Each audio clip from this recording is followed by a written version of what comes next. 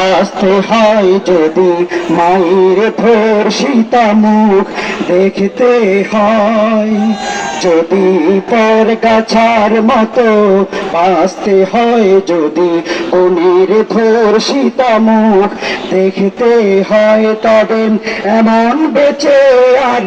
লাভটা কি তুমি সে কথা কখনো ভেবেছ কি? যদি পর গাছার মতো বাঁচতে হয়, যদি মায়ের ধর্ষিতা মুখ দেখতে হয়, যদি অস্ত্রের মহড়া এখনো চলে, যদি আমার ভয়ের বুকে গুলি চলে, যদি অস্ত্রের মহড়া এখনো চলে, যদি অবৈধ শিশুর বুকে